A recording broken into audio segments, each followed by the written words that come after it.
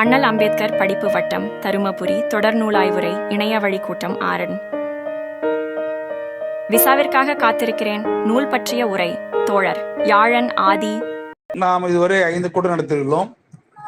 முதல் கூட்டத்தில் இந்தியாவில் ஜாதிகள் என்ற புத்தகத்தையும், பிறகு ஜாதியை ஒழித்தொழித்தல் புத்தகம் பற்றி 2 பகுதிகளையும், பிறகு சூத்திரர்கள் என்பவர்கள் யார், அவர்கள் எவ்வாறு தோன்றினார்கள் என்பதை பற்றி 2 பகுதியையும் பேசி முடித்தோம்.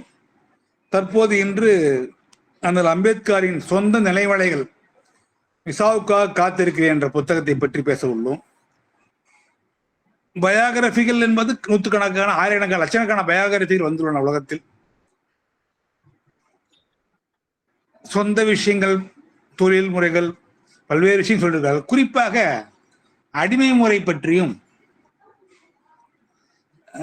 கருப்பினத்தவர்கள் பற்றி, கருப்பினத்தவர்கள், அடிமைகள், தலித்துகள், இந்த 3 கொடுக்கப்பட்ட சமுதாய சேர்ந்தவர்களுடைய சொந்த வாழ்க்கை பற்றி புத்தகங்களே நிறைய உள்ளன. குறிப்பாக கடந்த சில காலங்களுக்கு முன்பு வரை, இப்போது கடந்த 10 வருடங்களாக சில புத்தகங்கள் வந்துள்ளன. நான் மேல்தட்டு வர்க்கத்தில் இருந்த சில தலித்துகள் கூட நாங்கள் தலித்துகள் இல்லை என்று சொல்லிக்கொண்டு வாழ்ந்தது ஒரு காலகட்டத்தில் அது தவறு என்று கூறியோ அல்லது அது தலித் என கூறிக்கொண்டு வெளியே வந்திருக்கார்கள். அவங்க சில ஆங்கில புத்தகங்கள் இப்போ ரீசெண்டாக ஒருத்தர் எழுதியிருக்காங்க. ஆகவே இது பல்வேறு விஷயங்கள் எழுதியிருக்காங்க. குறிப்பாக அம்பேத்கர் எழுதின புத்தகங்கள் அவர் தன்னுடைய சொந்த அனுபவம், அது இல்லாமல் ஒருத்தர் மற்ற அனுபவம் எழுதியுள்ளார். இந்த புத்தகத்தை பற்றி நமக்கு தோழர் யாழன் ஆதி அவர்கள் பேச உள்ளார். அவர் ஆசிரியராக பணிபுரிந்து வருகிறார். அவர் பல்வேறு கவிதை புத்தகங்களையும் சில உரைநடை நூல்களை எழுதியுள்ளார். அவரை தற்போது இந்த கூட்டத்திற்கு வருக நினைக்கிறேன். இந்த கூட்டத்திற்கு நமது அரூர் தோழர் அம்பேத்கர் அவர்களை தலைமை தாங்கி நடத்தி கொடுக்குமாறு கேட்டுக்கொள்கிறேன். தோழர்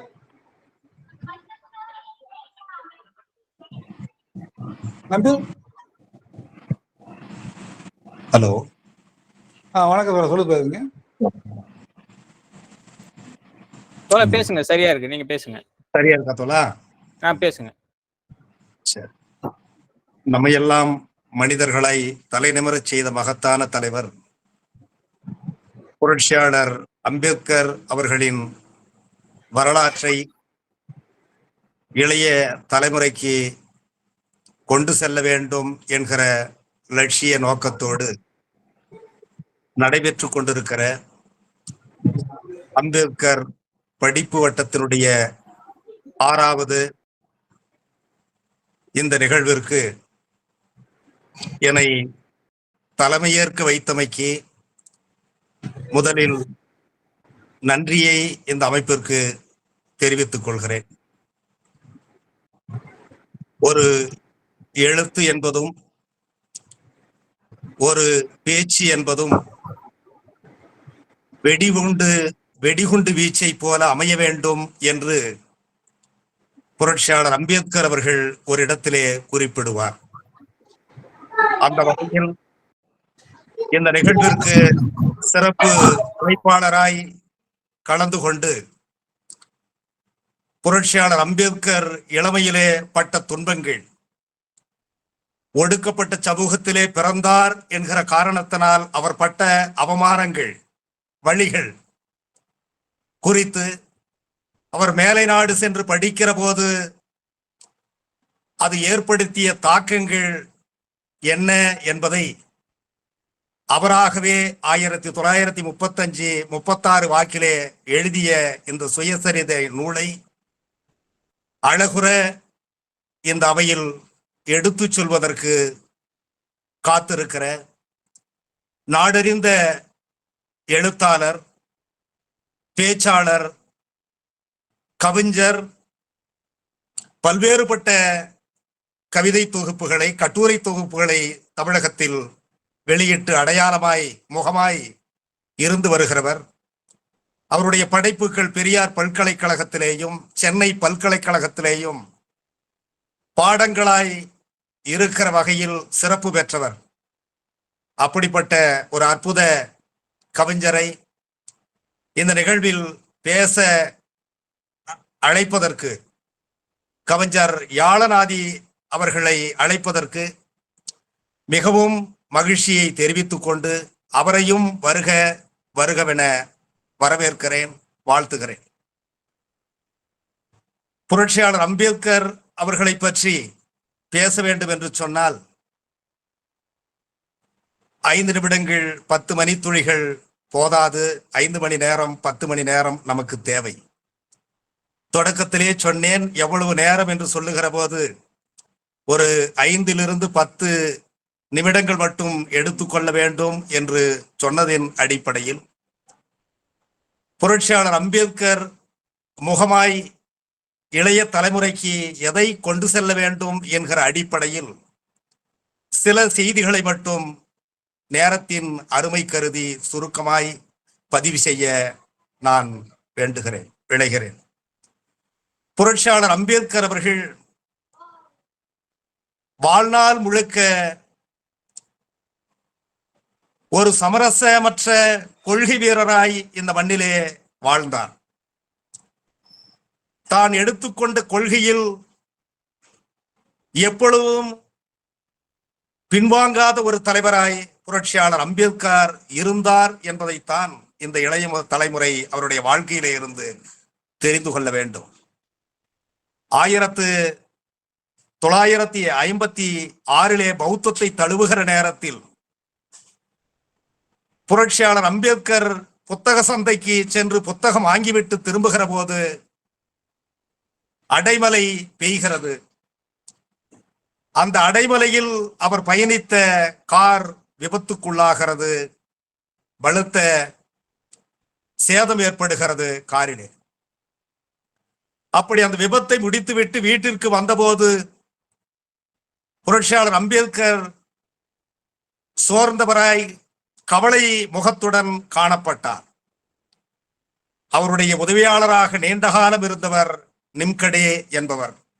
அவர் பதிவு செய்திருக்கிற செய்தி, சோர்வாக இருந்த அம்பேத்கரை பார்த்து நான் அந்த விபத்திற்கு பிறகு கேட்டேன், அம்பேத்கர் அவர்களே, இந்த விபத்தில் நீங்கள் பயந்து விட்டீரா? உயிருக்கு ஏதேனும் ஆபத்து வந்து விட்டதே என்று அச்சப்பட்டீரா என்று கேட்டபோது புரட்சியாளர் அம்பேத்கர் சொன்னார், அதற்கெல்லாம் நான் பயப்படவில்லை, உயிருக்கெல்லாம் பயப்படவில்லை. ஒருவேளை அந்த கார் விபத்திலே நான் இறந்து இருந்தால் நான் இந்துவாக அல்லவா இறந்திருப்பேன். எனவே நான் இந்துவாக பிறந்தாலும் நான் இந்துவாக சாக மாட்டேன் என்கிற உறுதியை சொல்லி இருக்கிறேன். எனவே இந்துவாக இறந்திருப்பேனே, அந்த குற்ற உணர்ச்சியை நினைத்துத்தான் நான் வேதனைப்படுகிறேன் என்று சொன்னவர்தான் புரட்சியாளர் அம்பேத்கர். அப்படி வாழ்நாள் முழுக்க தான் எடுத்த கொள்கையில், லட்சியங்களில் இந்த மண்ணில் ஒரு தலைவன் உறுதியாக இருந்தார் என்றால் அவர் புரட்சியாளர் அம்பேத்கர் என்பதை யாராலும் மறுத்துவிட முடியாது. புரட்சியாளர் அம்பேத்கர் ஒடுக்கப்பட்ட மக்களுக்கு மட்டும் தலைவர் அல்ல, அவர் எல்லோருக்குமானவர், இந்த உலகத்தின் வழிகாட்டி என்பதை நாம் இன்றைக்கு பேசி வருகிறோம். அவர் இளமை காலத்திலேயே அந்த பார்வை பெற்றவராக இருந்தார் என்பதற்கு ஒரு செய்தியை பதிவு செய்ய நான் ஆசைப்படுகிறேன். கல்லூரியிலே பேராசிரியராக புரட்சியாளர் அம்பேத்கர் பணிபுரிந்த காலத்தில் விடைத்தாள் திருத்துவதற்காக புரட்சியாளர் அம்பேத்கர் சென்றார். அப்படி விடைத்தாள் திருத்துகிற போது எண்ணற்ற தாள்களை திருத்துகிற வாய்ப்பை பெற்றார். அதில் ஒரு தாளில் 150 மதிப்பெண்ணுக்கு 144 மதிப்பெண்களை அவர் இட்டிருந்தார். அந்த அம்பேத்கர் அவர்கள் திருத்திய விடைத்தாளை தலைமை கண்காணிப்பாளர் பார்வைக்கு சென்றது. அந்த தலைமை கண்காணிப்பாளர் நினைத்தார், 10 தாள்கள் திருத்திய இடத்தில் இந்த ஒரு தாளிற்கு மட்டும் அதிகமாக மதிப்பெண்ணை இட்டிருக்கிறார். எதற்காக என்றால், புரட்சியாளர் அம்பேத்கர் எளிய மக்களின் மீது பற்று கொண்டவர், ஒடுக்கப்பட்ட மக்களின் மீது நேசம் கொண்டவர். எனவே இது தாழ்த்தப்பட்ட மாணவனுடைய விடைத்தாளாக கூட இருந்துவிடும் என்று சந்தேகப்பட்டு அந்த விடைத்தாளை 2 பேராசிரியரிடத்திலே கொடுத்து திருத்தி இருக்கிறார்கள். அந்த 2 பேராசிரியர்கள் திருத்திய பிறகு புரட்சியாளர் அம்பேத்கர் என்ன மதிப்பெண் இட்டாரோ அதிலே 1 மதிப்பெண் கூட குறைக்க முடியாத அளவிற்கு அந்த மதிப்பெண் சரியாக இருந்தது என்று புரட்சியாளர் அம்பேத்கர் அவர்கள் ஒரு இடத்திலே தன்னுடைய நண்பரிடத்திலே பேசுகிற போது, எப்பொழுதும் நான் வேற்றுமை பாராட்டியதில்லை, அனைவரையும் ஒரே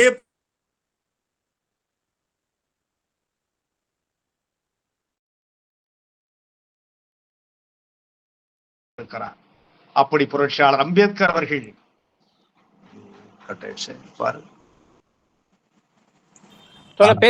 பேசுங்க. ஒரு நேர்மையாளனாக இந்த மண்ணிலே வாழ்ந்தவர். அதை போலவே இந்த மூட நம்பிக்கை படர்ந்து கிடக்கிற அந்த சமூகத்தில் தொடக்க காலம் தொட்டு இறுதி மூச்சு வரை மூட நம்பிக்கைக்கு எதிரான கருத்துக்களை இந்த மண்ணிலே விதைத்தவர்.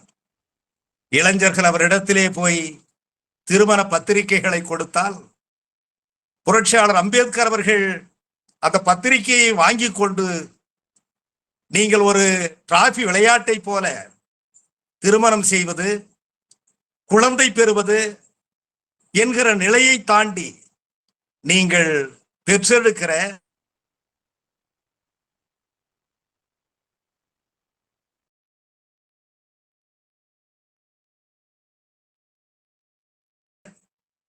குழந்தைகளை நீங்கள் சிறந்த கல்வியாளர்களாய் மாற்று பெயர் வையுங்கள் என்று பல இளைஞர்கள் ஆர்வத்தோடு புரட்சியாளர் அம்பேத்கர் அவர்களிடத்திலே அணுகி பெயர் வையுங்கள் என்று கேட்டபோது அம்பேத்கர் பதிவு செய்திருக்கிறார், இந்த பெயரில் ஒன்றுமில்லை, நீங்கள் நினைத்து பாருங்கள், லட்சுமி என்று பெயர் வைத்திருப்பார், அவர் பாத்திரங்கள் கழுவுகிற வேலையை செய்வதை நான் பார்த்திருக்கிறேன்.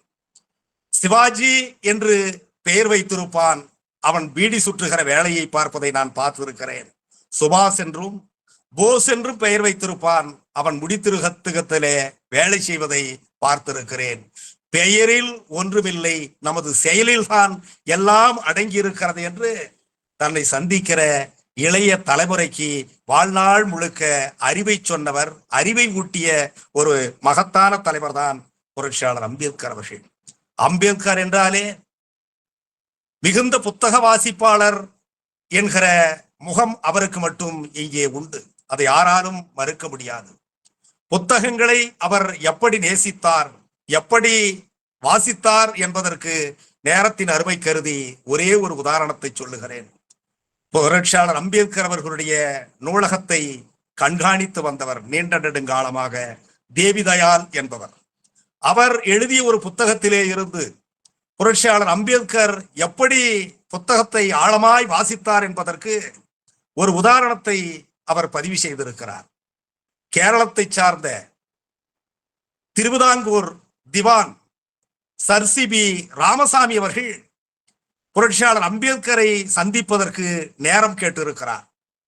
அப்படி நேரம் கேட்டபோது உடனேயே புரட்சியாளர் அம்பேத்கர் நூலகத்தை பராமரித்து வந்த தேவிதயாளை அழைத்து 2 நாட்களில் கேரளத்திலிருந்து திருவிதாங்கூர் திவான் சர் சி.பி. ராமசாமியை சந்திக்க வருகிறார்.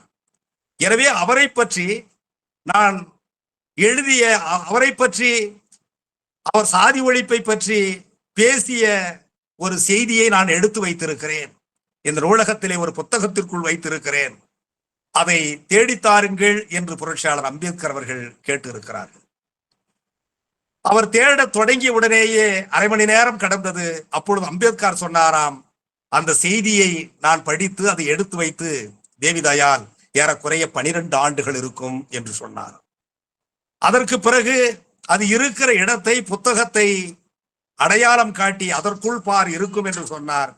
அதை எடுத்து பார்த்தேன், நான் வியந்து போனேன். ஏனென்று சொன்னால் அவர் எடுத்து வைத்த குறிப்பு 3 அங்குலம்தான் இருந்தது.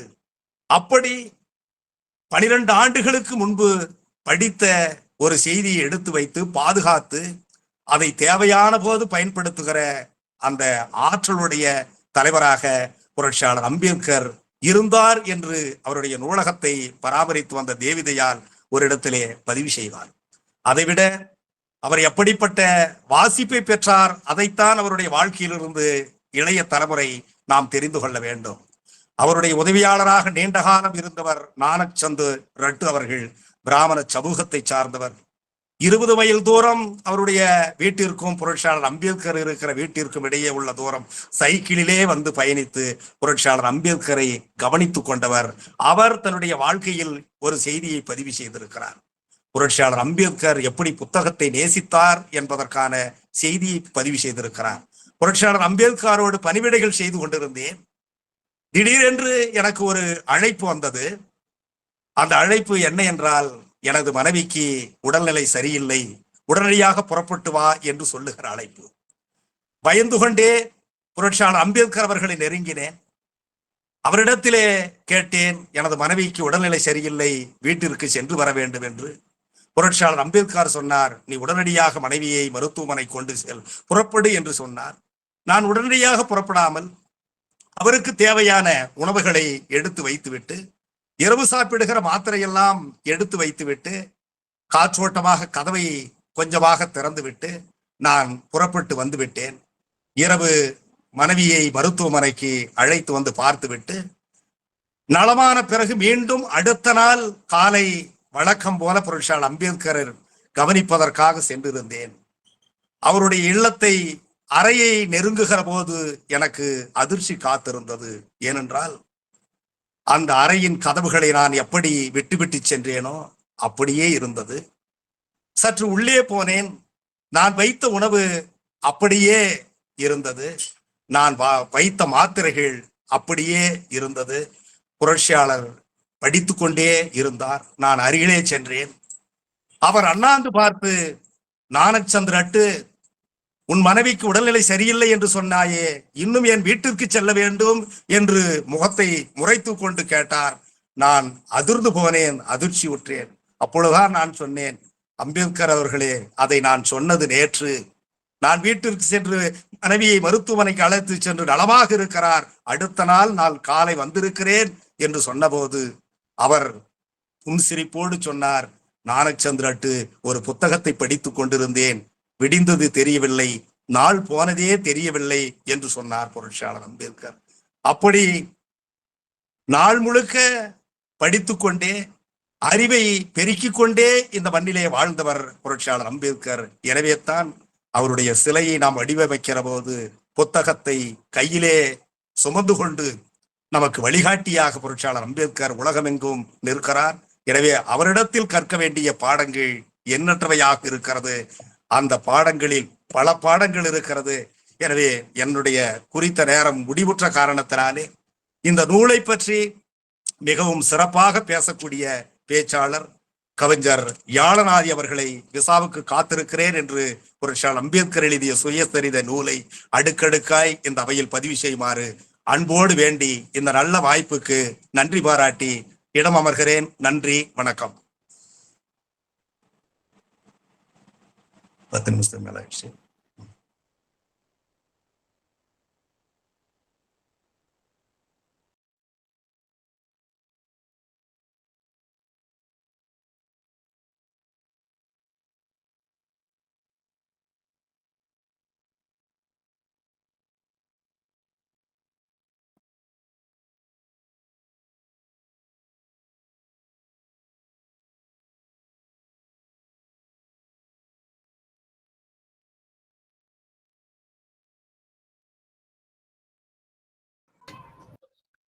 கேப்டர் சிறப்பு விருந்தினரை பேச சொல்லுங்க. தொடர் யாழநாதி தொடர், நீங்க பேசுங்க தொடர் ப்ளீஸ். பேசலாமா தொடர்? பேச தொடர்.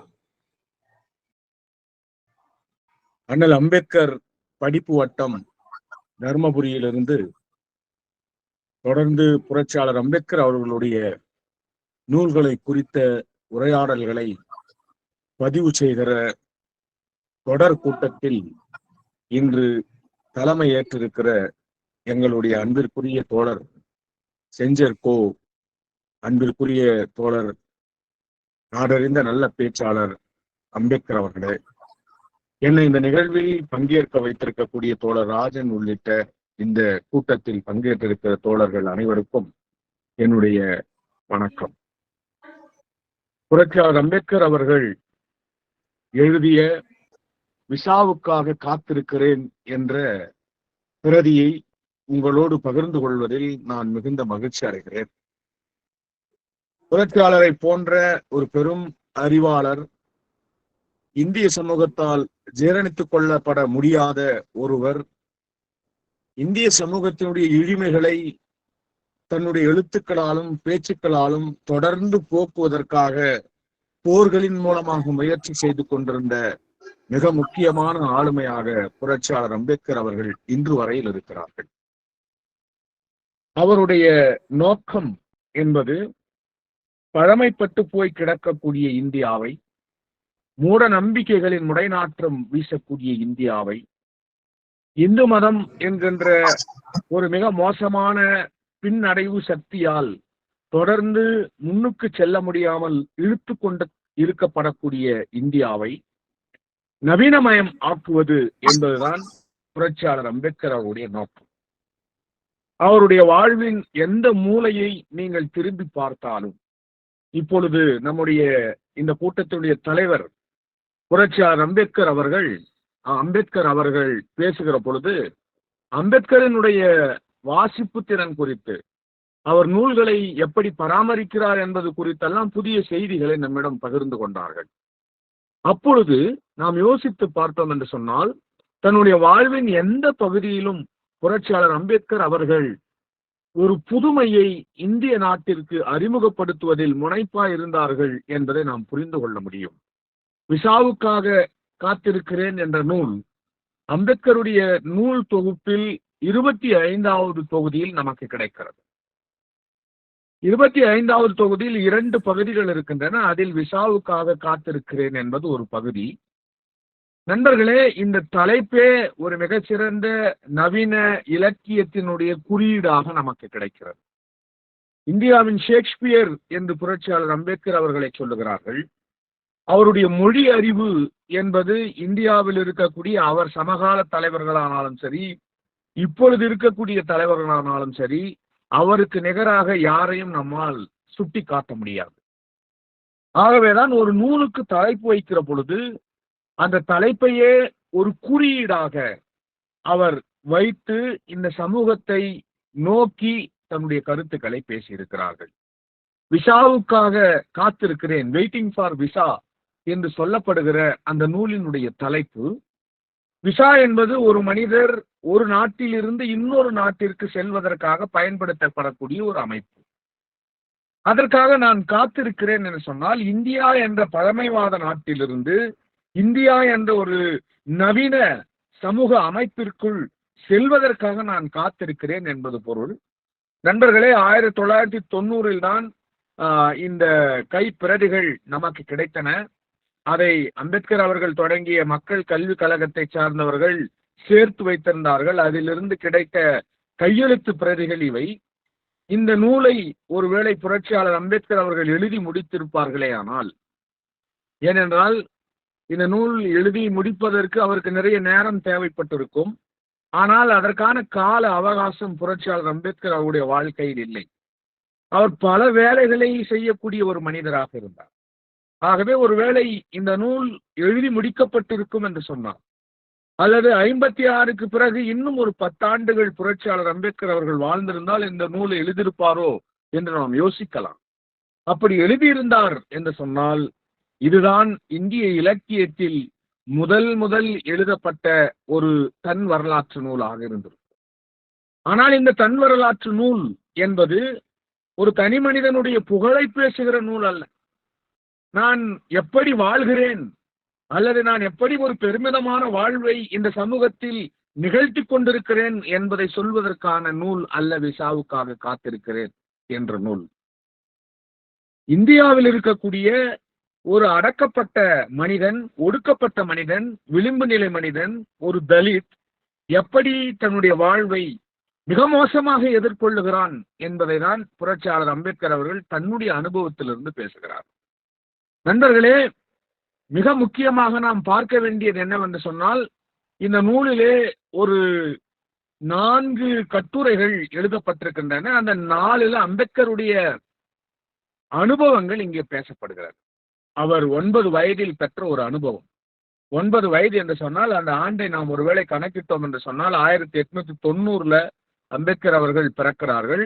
ஒருவேளை 9 வயது என்றால் 1899களில் இந்த நிகழ்ச்சி நடந்திருக்கலாம். இந்த நிகழ்வை எல்லோரும் நாம் படித்திருக்கிறோம். இது விசாவுக்காக காத்திருத்தல் என்ற நூலில் இல்லாமல் பல்வேறு பாட சூழல்களில் எல்லாம் நாம் அதை படிச்சிருக்கிறோம். சதாராவிலிருந்து தன்னுடைய தந்தையை காரகோன்ல பார்ப்பதற்காக சென்ற புரட்சியாளர் அம்பேத்கர் அவர்களும் அவருடைய சகோதரரும் அவருடைய அக்காள் மகன்களும் மாசூர் ரயில் நிலையத்தில் போய் இறங்கி அங்கிருந்து காரகனுக்கு போக வேண்டும். இதுதான் அவர்களுடைய பயண திட்டம்.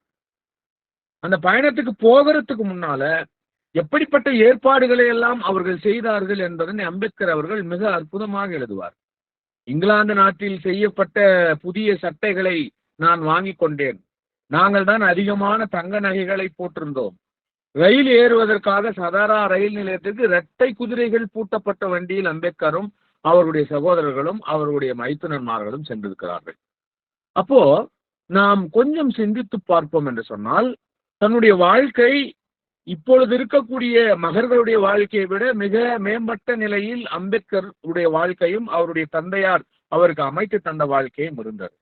ஒரு காசாளராக காரகன்ல இருக்கக்கூடிய தந்தையை ஏற்கனவே கடிதம் எழுதி அந்த கடிதம் போய் சேராத சூழ்நிலையில மாசூர் ரயில் நிலையத்தில் அவரை காரகனுக்கு கொண்டு செல்வதற்கு யாரும் இல்லாத சூழ்நிலை அவரும் அவருடைய சகோதரர் அவருடைய அக்காள் மகன்களும் தயங்கி அந்த ரயில் நிலையத்தில் நிற்கிறார்கள் என்பது எல்லோருக்கும் தெரியும். பிறகு யாருமே வண்டியில அவரை அழைத்து செல்லவில்லை. ஒரு வண்டிக்காரர் வருகிறார். அந்த வண்டிக்காரர் அந்த ரயில்வே ஸ்டேஷன் மாஸ்டர் பேசி விட்ட அந்த வண்டிக்காரர் அந்த ரயில்வே ஸ்டேஷன் மாஸ்டர் இவர்களை மகர்கள் என்று அறிந்து கொண்டு எல்லோருக்கும் சொல்லிவிடுகிறார். ஆகவே எந்த வண்டிக்காரனும் வரல.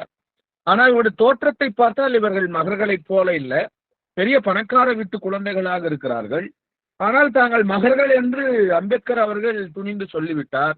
ஆகவே இவர்களை யாரும் அந்த வண்டிகளில் ஏற்ற முடியாத சூழ்நிலையில இந்த ஸ்டேஷன் மாஸ்டர் ஒரு வண்டியை ஏற்பாடு செய்யறாரு. ஒரு திட்டத்தோட ஏற்பாடு செய்யறாரு. என்ன திட்டம்னா, அந்த வண்டிக்காரர் வண்டி பின்னாலே நடந்து போவாரு. போய் காரகன் சேருவதற்கு 3 மணி நேரம் ஆகும். வண்டிக்காரர் பின்னாலே நடந்து போவார். இந்த பிள்ளைகள் வண்டியை ஓட்டி போக வேண்டும் என்பதுதான் ஏற்பாடு. வண்டி போய்கிட்டே இருக்கு, இரவெல்லாம் போகுது, காட்டு வழியா போகிறது. ஸ்டேஷனு பக்கத்துல இருக்கிற ஒரு ஆறு இருக்கிறது. அந்த ஆறை பார்த்த உடனே அங்கங்க தண்ணி தேங்கி இருக்கு. அந்த தண்ணீரை பார்த்த உடனே நாம் இங்கே சாப்பிட்டு விடலாம் என்று நினைக்கிற பொழுது அந்த தண்ணீரை போய் பார்க்கிறார்கள். அது கால்நடைகளுடைய சிறுநீரா இருக்கு. அப்படி மிக மோசமான குழம்பிய ஒரு தண்ணீர் அங்க இருக்கிறதுனால சாப்பிடாமே அந்த குழந்தைகள் தொடர்ந்து பயணம் செய்யறாங்க. 3 மணி நேரத்தில் போய்விடலாம் என்று நினைத்த அந்த பயணம் 5 மணி நேரம் ஆகிறது. காட்டு வழியாக செல்கிறார்கள். அதிகமாக தங்க நகைகளை அணிந்திருப்பதால் ஒருவேளை அந்த வண்டிக்காரன் நம்மளை கொலை செய்து விட்டு நகைகளை எடுத்துக்கொள்வதற்கான திட்டமிட்டிருப்பாரோ என்று இந்த குழந்தைகள் அஞ்சி அழுகிறார்கள். தூரத்துல இருந்து சுங்க சாவடி ஒன்று தெரிகிறது. அங்க போய் தான் அம்பேத்கர் அவர்கள் அந்த இடத்துல தங்குறாங்க அன்னைக்கு இரவு. அப்போ அவங்க இரவு உணவை சாப்பிடுவதற்கு தண்ணீர் கேட்க வேண்டும். அந்த சுங்கத்தை வசூல் செய்யக்கூடியவர் ஒரு இந்துவாக இருக்கிறாரு. ஆகவே நீங்கள் மகர் என்று சொன்னால் தண்ணி தர மாட்டாரு, இஸ்லாமியர் என்று சொல்லுங்கள் என்று சொல்றாரு. 9 வயதில் இந்த புத்தகத்தை நாம் மிக ஆழ்ந்து படிக்க வேண்டும். 9 வயதில் அம்பேத்கருக்கு இந்த அனுபவம் இருக்கிறது. இந்த அனுபவத்தை நாம் அப்படியே நம்முடைய உள்ளத்தில் நாம் கடத்தி கொண்டே இருக்கிறோம். வாசிக்கிறப்ப அந்த கோபம் நமக்குள் எழுந்து கொண்டே இருக்கிறது. ஆனா நீங்க ஒரு இஸ்லாமியர்னு சொன்னா தண்ணி கொடுக்கறதுக்கு வாய்ப்பு இருக்கு என்று அவர்கள் சொல்லுகிறார்கள். இவர் போய் அப்படி சொன்ன உடனே அதுல பொய் இருக்கிறது என்று அந்த சுங்க அதிகாரி கண்டுபிடிச்சிட்டு உங்களுக்கு தண்ணி தர முடியாது, அந்த மலை மேல இருக்கு, போய் தண்ணி எடுத்துங்கன்னு சொல்றாங்க. அன்றைய இரவும் அவர்கள் உண்ணவில்லை, இங்கேயே தங்குகிறார்கள். அவங்க அண்ணன் தூங்க மறுக்கிறார், விழித்து கொண்டிருக்கிறார். கொஞ்சம் நேரம் 2 பேரும் விழிச்சிட்டு இருப்போம் என்று விழித்து கொண்டிருக்கிறார்கள். காலை 5 மணிக்கு வண்டிக்காரன் நாம திரும்பவும் கிளம்பலாம் என்று சொல்லும் போது 8 மணிக்கு நாம் போகலாம் என்று அவர்கள் சொல்லி அன்றைக்கு 5 மணி நேரம் 6 மணி நேரம் பயணத்துக்கு பிறகு அந்த இடத்தை போய் அடைகிறார்கள். இது அம்பேத்கர் அவர்கள் எழுதிய ஒரு கட்டுரை. இன்னொரு கட்டுரை பரோடாவில் அவர் தங்கி இருக்க ஒரு விடுதியை தேடி அலைவது. அது 1917 நடக்கிறது. 1913 16 வரை அம்பேத்கர் அவர்கள் கொலம்பியா பல்கலைக்கழகத்தில் படிக்கிறார்கள். படிக்கிற பொழுது ஆகச்சிறந்த மாணவராக புரட்சியாளர் அம்பேத்கர் அவர்கள் இருந்தார்கள் என்பதை நாம் அறிவோம். அவர் எழுதிய கட்டுரைகள் மிக தீவிரமாக எல்லோராலும் கேட்கப்பட்டு, வாசிக்கப்பட்டு, பாராட்டப்பட்டு 13 தொடங்கி 16 அவர் ஒரு MA பட்டத்தையும் PhD பட்டத்தையும் அமெரிக்காவில் கொலம்பியா பல்கலைக்கழகத்தில் வாங்குறாரு. அமெரிக்காவினுடைய சுதந்திர போக்கும், அங்கே இருந்த ஜனநாயகமும், அங்கே வாஷிங்டன் அவர்களுடைய இயக்கம் நிகழ்த்திய கருப்பர்களுக்கான உரிமை தரக்கூடிய போராட்டங்களும் அம்பேத்கரை வெகுவாக கவர்ந்திருக்கிறது. ஒரு 5 ஆண்டுகள் அந்த அமெரிக்கா, ஐரோப்பிய நாடுகளில் அம்பேத்கர் தங்க நேரிடுகிறது. அதற்கு பிறகு பரோடா மன்னருடைய அரண்மனையில் வேலை செய்வதற்காக அவர் வராரு. பரோடா மன்னர் அவரை இராணுவ அமைச்சராக மாற்ற வேண்டும் என்றுதான் நினைக்கிறார். ஆனால் அது முடியாத சூழ்நிலையில் அவரை இராணுவ செயலாளர் என்று சொல்லி அங்கே ஒரு பதவியை தருகிறார்கள். வருகிற அன்று இரவிலிருந்து பணியாற்றுகிற ஒரு 10-15 நாட்கள் வரையில் அம்பேத்கர் அவர்கள் பட்ட துன்பம் என்பது சொல்லி மாறாது. எங்கெங்கயோ தேடி பார்க்கிறாரு, எங்கேயுமே அவருக்கு விடுதி தரப்படவில்லை. ஆனால் ஒரு பார்சி விடுதியில அம்பேத்கருக்கு இடம் தருகிறார்கள். பார்சி என்று பொய் சொல்லி அந்த வேலையை அம்பேத்கர் செய்யறாரு. பார்சி என்று பொய் சொல்றாரு. நான் ஏமாற்றினேன் என்று அம்பேத்கர் அவர்கள் சொல்லுகிறார்கள். இந்த பார்சி என்று பொய் சொன்னதை நீங்க ஞாபகம் வச்சுக்கணும். பொய் சொல்றாரு, அங்க தங்கி இருக்கிறாரு. 11வது நாள் அவர் பார்சி இல்லை என்று கண்டுபிடித்து அவரை ஒரு 10-15 பார்சி இளைஞர்கள் கையில் தடிகளோடு கொண்டு மிரட்டி அந்த இடத்தை உடனே காலி செய்ய வேண்டும் என்று அவர்கள் சொல்கிறார்கள். இந்த நூலை எழுதுவதற்கு 18 ஆண்டுகளுக்கு முன்பு இது நிகழ்ந்ததாக அம்பேத்கர் அவர்கள் விசாவுக்காக காத்திருக்கிறேன் நூலில் குறிப்பிடுகிறார்.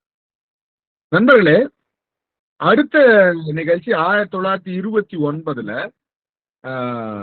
மும்பை அரசாங்கம், அன்னைக்கு இருந்த பம்பாய் அரசாங்கம் அம்பேத்கர் அவர்களையும் ஒரு குழுவையும் உருவாக்கி தலித் மக்களுக்கு ஏற்படக்கூடிய துயரங்களை அறிக்கைகளாக நீங்கள் சமர்ப்பிக்க வேண்டும் என்று சொல்லி ஒரு குழுவை அமைக்கிறார்கள். அம்பேத்கர் அதுல உறுப்பினராக இருக்கிறார்.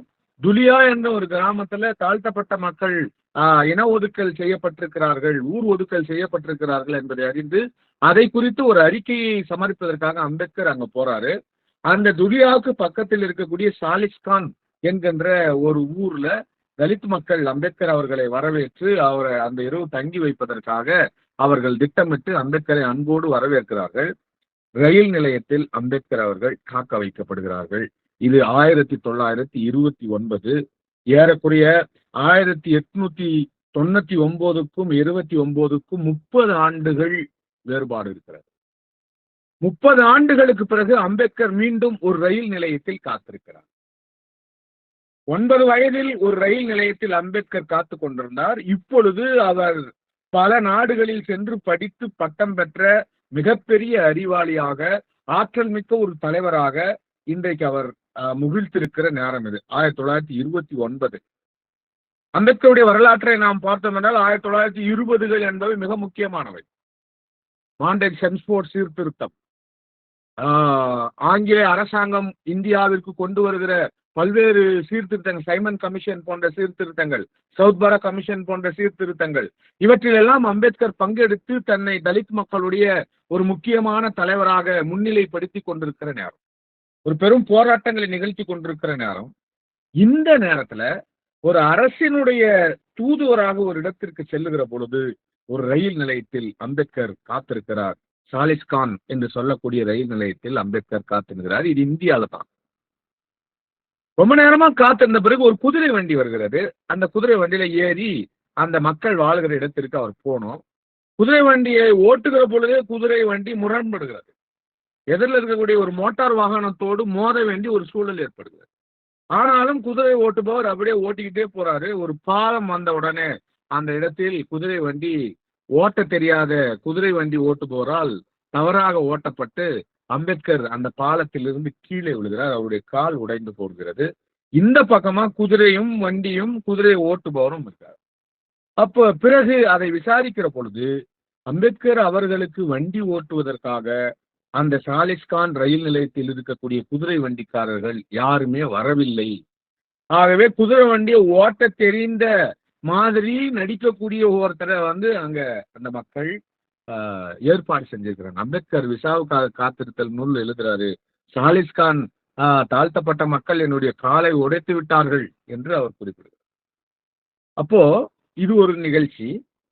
அதுக்கு பிறகு அம்பேத்கர் அவர்கள் 1934 ஒரு சுற்றுலா செல்கிறார். சுற்றுலால தௌலாபாத் கோட்டையை பார்க்க வேண்டும் என்பது சுற்றுலா செல்லக்கூடிய அவர்களுடைய திட்டம். 1934 அவர் அம்பேத்கர் அரசியலில் அடியெடுத்து வைத்த காலத்திலிருந்து அவர் இறக்கும் தருவாய் வரை எப்பொழுதும் பரபரப்பாக இருக்கக்கூடிய ஒரு மனிதர்.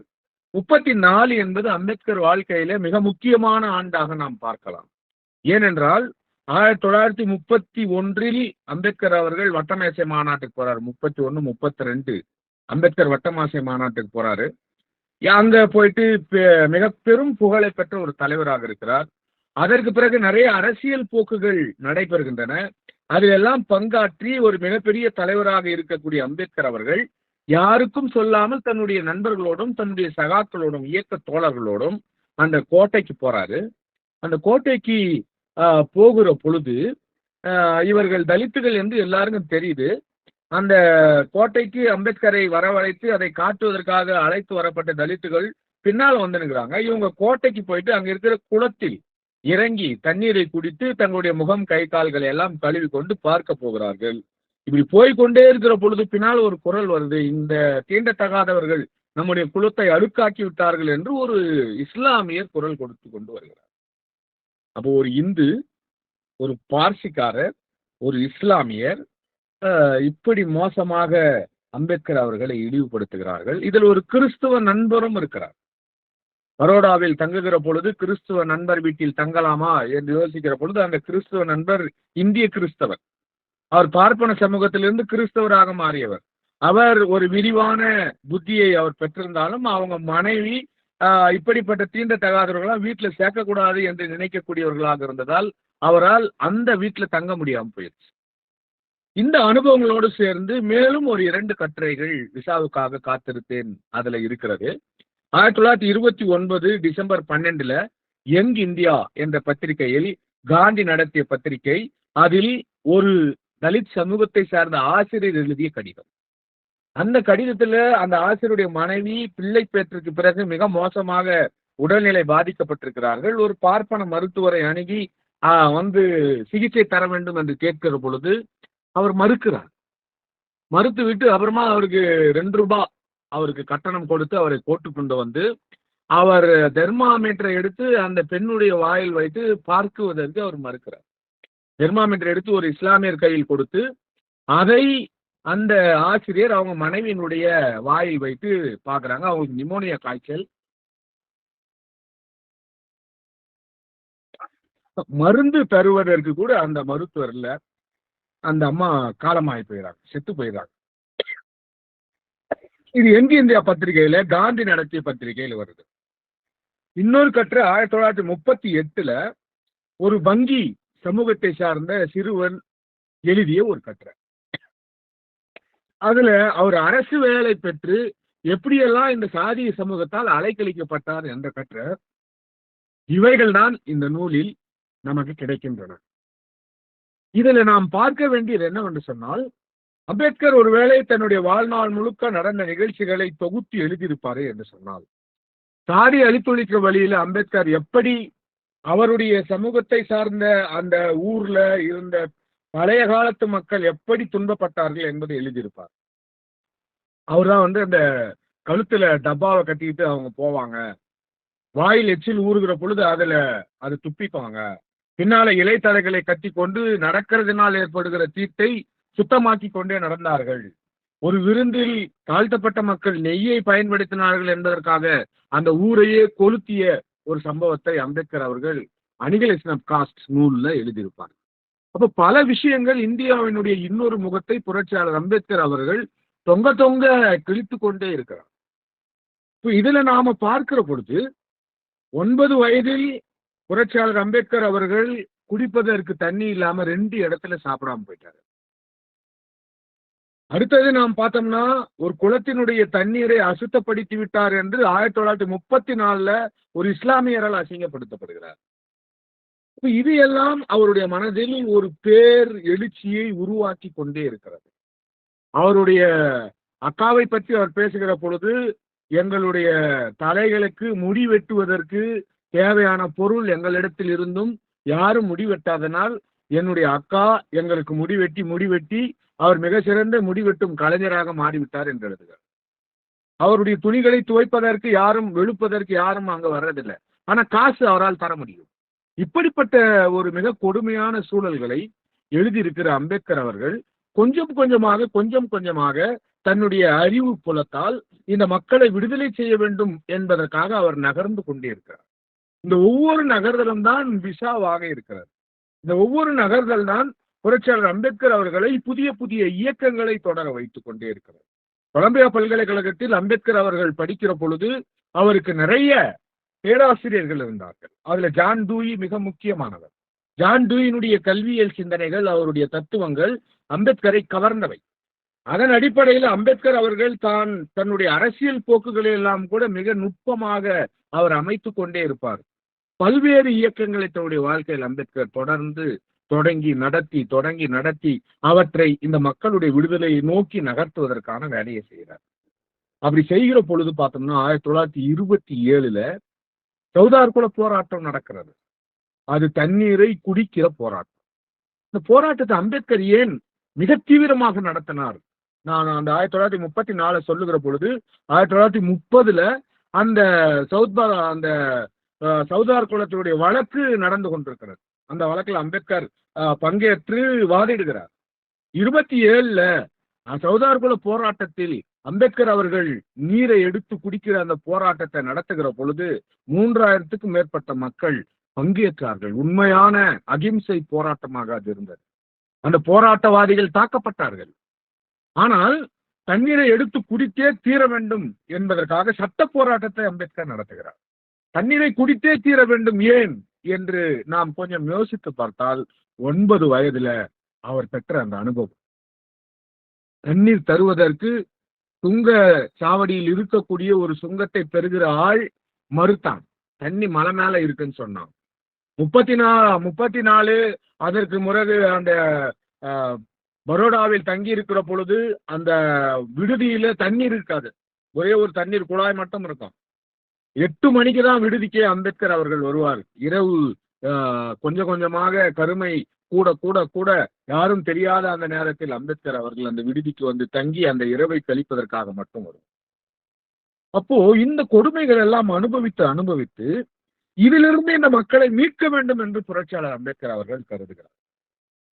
ஆகையினாலதான் தான் காலமெல்லாம் எதிர்த்து கொண்டிருந்த இந்த நாட்டில் இருக்கக்கூடிய காங்கிரசுக்கு எதிராக தன்னுடைய எல்லா அறிவையும் பயன்படுத்தியவர். What Congress has done to the untouchables என்ற புத்தகத்தை ஒரு மிகப்பெரிய ஆவணமாக உருவாக்கியவர். அதற்காக அவருடைய நூலகம் எரிக்கப்பட்டது. இப்படிப்பட்ட சூழ்நிலையில் இருந்த புரட்சியாளர் அம்பேத்கர் அவர்கள் வாய்ப்பு கிடைத்த பொழுது அல்லது வாய்ப்பை உருவாக்கி கொண்டு இந்தியாவினுடைய சட்ட அமைச்சராக நேருவின் அமைச்சரவையில் அவர் சேருகிறார். அப்படி சேருகிற பொழுது இந்த நாட்டில் இருக்கக்கூடிய ஒடுக்கப்பட்ட மக்களுடைய உரிமையை அவர் உறுதிப்படுத்தக்கூடிய ஒரு நிலையை அடையும். அந்த இடத்திற்கு தான் இந்த சமூகத்தை கொண்டு செல்ல வேண்டும் என்று நினைத்தார். வெறும் தலித் மக்களை மட்டும் அந்த இடத்திற்கு கொண்டு செல்ல வேண்டும் என்பது அவருடைய நோக்கம் அல்ல. சாதிய சமூகமாக உழன்று கொண்டிருக்கக்கூடிய, சாதிய இடுக்கில் சிக்கிக் கொண்டிருக்கக்கூடிய எல்லோரும் விடுதலை பெற்று மனிதர்களாக மாற வேண்டும் என்பதுதான் அம்பேத்கருடைய மிக முக்கியமான நோக்கமாக இருந்தது.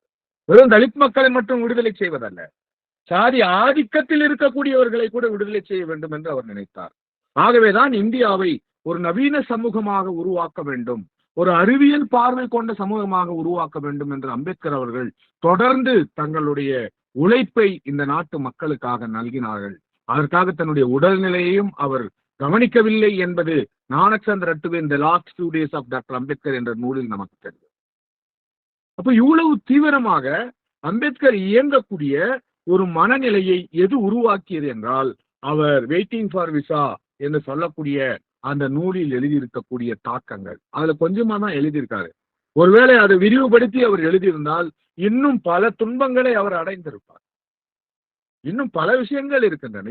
எல்பின்ஸ்டன் பள்ளியில அவர் போய் சேர்ந்த பிறகு ஒரு கணக்க போடுறதுக்காக ஆசிரியர் கரும்பலகை பக்கம் வர சொன்ன போது அம்பேத்கர் எழுந்து போகிறார். இருக்கிற மாணவர்கள் எல்லாம் கத்தி கொண்டு ஓடி போய் கரும்பலைக்கு பக்கத்தில் இருக்கக்கூடிய அவர்கள் சாப்பாட்டு பைகளை எல்லாம் தூக்கி கொண்டு ஓடி வருகிறார். ஏன்னா ஒரு தீண்டத்தகாத மாணவன் அங்க போயிட்டா அவருடைய உணவு தீண்டத்தகாதத மாறிவிடும் என்று அவர்கள் கருதினார்கள். இப்போ இந்த மாதிரியான கசப்பான அனுபவங்கள் அம்பேத்கர் அவர்களை இந்த மக்களை விடுதலை செய்யக்கூடிய ஒரு பெரும் போராளியாக செதுக்கி இருக்கிறது. அதனாலதான் எந்த சமரசத்தையும் செய்து கொள்ளாமல் அம்பேத்கர் அவர்கள் இந்த நாள் வரை திகழ்கிறார்கள். நான் திகழ்கிறார்கள் என்ற பிரசன்ட் டென்ஸை நான் பயன்படுத்துறேன். ஏனென்றால் யாராலும் அவருடைய வாழ்வில் எந்த குறையையும் அவருடைய பொது வாழ்வில் சொல்ல முடிந்ததில்லை. அதற்கு காரணம் ஒரு நேர்மையான, நியாயமான, எந்த உள்நோக்கமும் இல்லாமல் இந்த மக்கள் அனைவரும், இந்தியாவில் இருக்கக்கூடிய எல்லா மக்களும் ஒரு சமூக சமநிலையை அடைய வேண்டியவர்களாக மாற வேண்டும் என்று அவர் கருதினார். நண்பர்களே, அதுக்காக தான் 27 நடந்த அந்த போராட்டத்தில் தண்ணீரை குடித்து விட்டு அம்பேத்கர் அவர்கள் ஆற்றிய உரை என்பது மிக முக்கியமான உரையாக இருக்கிறது. இந்த தண்ணீரை குடித்துத்தான் நாங்கள் வாழ வேண்டும் என்பதில்லை. ஆனால் நாங்கள் ஏன் இந்த தண்ணீரை பருகுகிறோம் என்றால் நாங்களும் இந்த நாட்டில் மனிதர்கள் என்பதனை நிரூபிப்பதற்காக தான் என்றுதான் அம்பேத்கர் அவர்கள் சொல்லுவார். இந்திய அரசியல் சட்டம் எழுதப்படுகிற பொழுது கூட இந்தியாவில் இருக்கக்கூடிய எல்லோருடைய மனித மாண்பும் காக்கப்பட வேண்டும் என்பதற்காகத்தான் ஜனநாயகத்தை வடிவமைக்கிறார். ஜனநாயகம் என்பது சனாதனத்துக்கு அப்படியே எதிர்நிலையில் இருக்கக்கூடியது. வாட் இஸ் டெமோக்ரஸி அப்படின்னு புரட்சியாளர் அம்பேத்கர் அவர்கள் ஒரு வரையறையை தருகிற பொழுது அதை போல ஒரு சிறந்த வரையை உலகத்தில் யாரும் சொன்னதில்லை. ஆபிரகாம் லிங்கன் கூட சொன்னதில்லை. It is not form of a government, but it is the method of living by giving respect and reverence to the fellow citizenship என்று அம்பேத்கர் அவர்கள் ஜனநாயகத்தை வரையறுத்தார்கள். அது ஒரு ஆட்சி முறை அல்ல, அது ஒரு அரசியல் தத்துவம் அல்ல, ஆனால் அது ஒரு வாழ்வியல் கோட்பாடு என்று அவர் பேசினார். அந்த வாழ்வியல் கோட்பாடு என்ன செய்ய வேண்டும் என்று சொன்னால் சக மனிதனுக்குரிய மனித மாண்பையும் மரியாதையும் தரக்கூடியதாக இருக்க வேண்டும் என்று அம்பேத்கர் அவர்கள் அதை வரையறுக்கிறார்கள் என்று சொன்னால் ஜனநாயகம் குறித்த இந்த மிகப்பெரிய வரையறைக்கு அம்பேத்கரை வர வைத்தது அவருடைய இளம் வயதில் அவர் பெற்ற அனுபவங்கள். அதுதான் ரொம்ப முக்கியமாக நாம் பார்க்க வேண்டியது.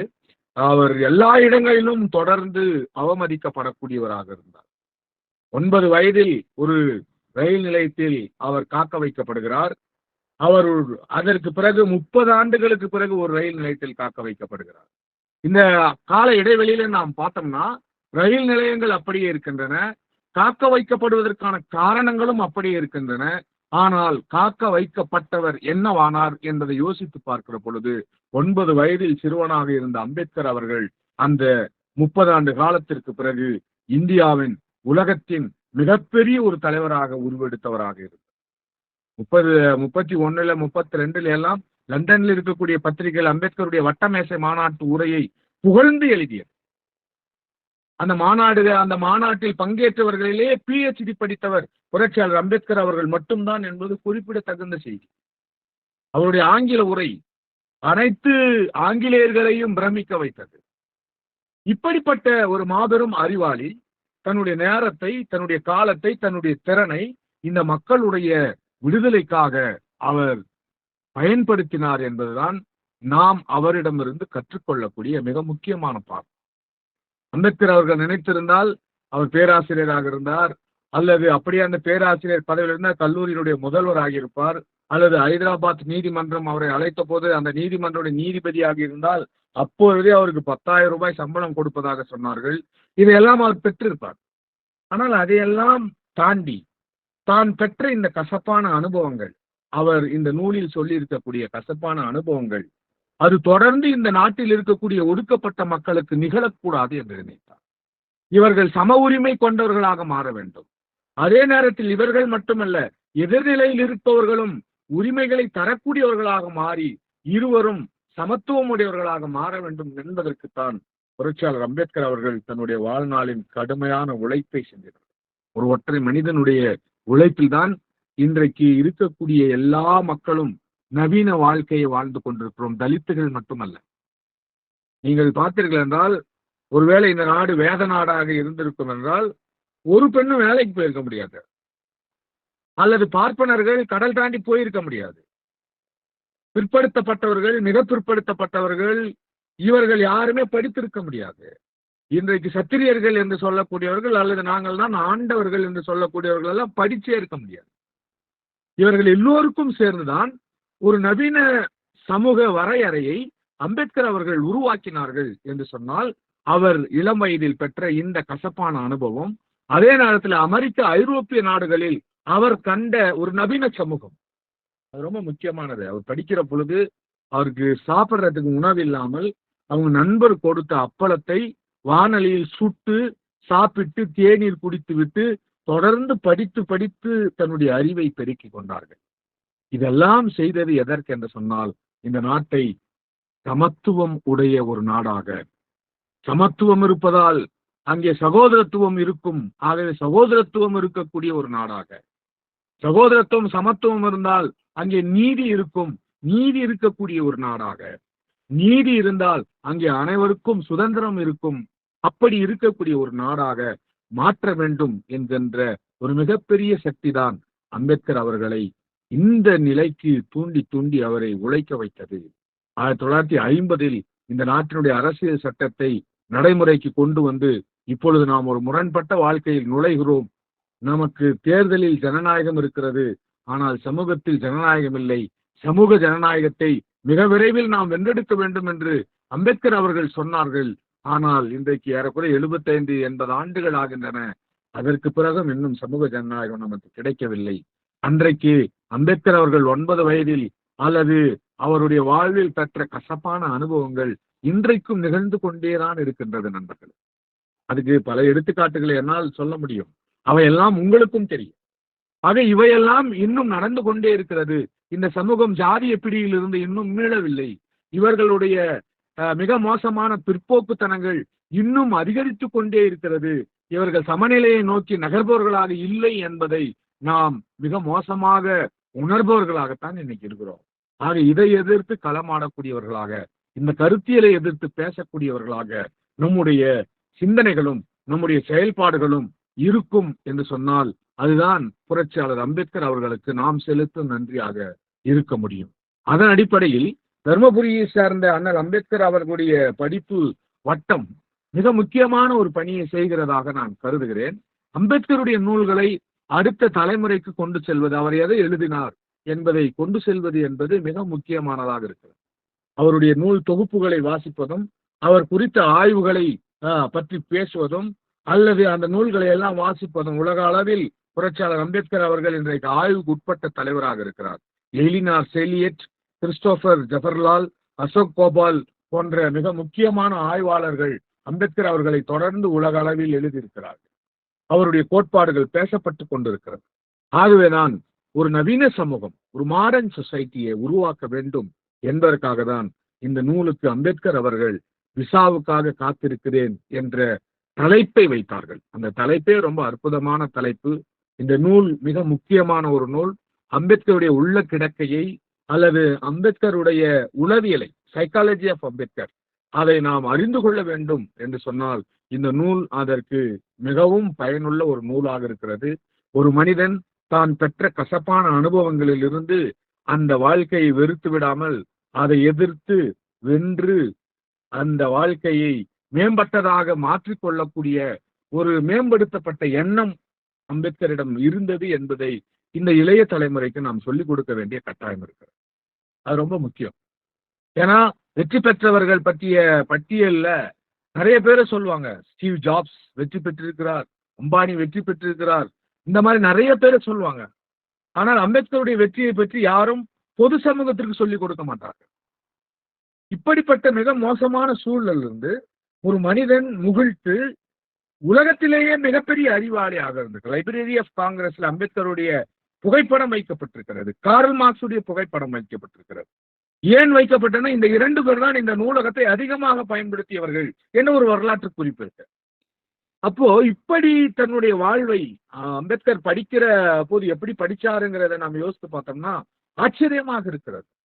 இந்த இளைஞர்களுக்கு இதை சொல்லணும். 18 மணி நேரம் ஒரு நாளைக்கு அம்பேத்கர் அவர்கள் படித்திருக்கிறார்கள். 16ல PhD முடித்து விட்டு பரோடா மன்னர் அவர்களுக்கு அறிவிக்காமல் 17ல போய் இங்கிலாந்துல போய் ஸ்டேன் காலேஜ்ல சேர்றாரு. அங்க பொருளாதாரம் படிக்கிறார். பொருளாதாரம் படித்து கொண்டே சட்டம் படிக்கிறாரு. எப்படியாவது எல்லாவற்றையும் படித்து அங்க படிச்சுட்டு அப்படியே ஜெர்மனில படிக்கணும்னு நினைக்கிறார்.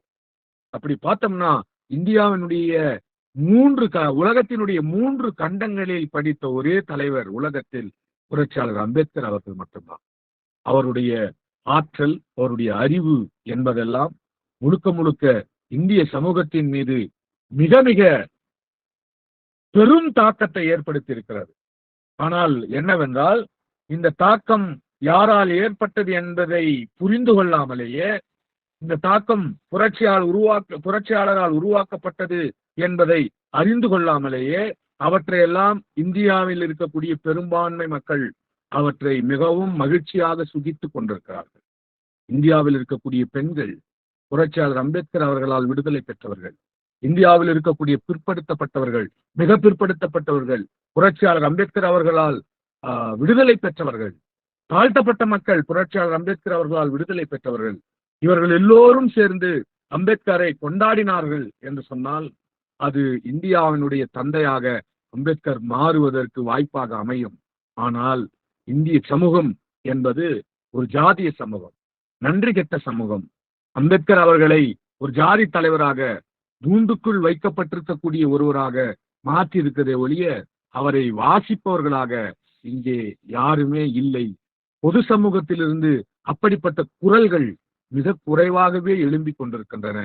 அதிலிருந்து இந்த சமூகம் விழித்துக் கொள்ளும் என்று சொன்னால் புரட்சியாளர் அம்பேத்கர் அவர்கள் மிக முக்கியமான ஒரு ஆளுமையாக, அவர் தன்னுடைய வாழ்நாள் முழுக்க பயன்படுத்திய அறிவு சூழல்கள் எல்லாம் இந்தியாவை நவீனப்படுத்துவது, ஜாதிய பிடியிலிருந்து, மதத்தின் பிடியிலிருந்து இந்தியாவை நவீனப்படுத்தி அதை அறிவியல் சார்ந்ததாக மாற்றுவது. இந்திய அரசியல் சட்டத்திலே இருக்குது. இந்திய அரசியல் சட்டம் இந்திய குடிமக்களை கேட்டுக்கொள்கிறது, நீங்கள் அறிவியல் மனப்பான்மை உள்ளவர்களாகவும் சுயமரியாதை உள்ளவர்களாகவும் உங்களை மாற்றிக்கொண்டே இருப்பதற்கு முயற்சி செய்ய வேண்டும் என்று சொல்லுகிறது. இப்ப அறிவியல் மனப்பான்மை என்ற ஒரு வார்த்தையை இந்திய அரசியல் சட்டத்துல புரட்சியாளர் அம்பேத்கர் அவர்கள் வைத்திருக்கிறார்கள், சயின்டிபிக் டெம்பர்மென்ட். அப்போ அந்த வார்த்தை இந்த மக்களுக்கு எதை போதிக்கிறது என்பதனை கொஞ்சம் கூட யோசிக்கக்கூடியவர்கள் இங்க இல்லை.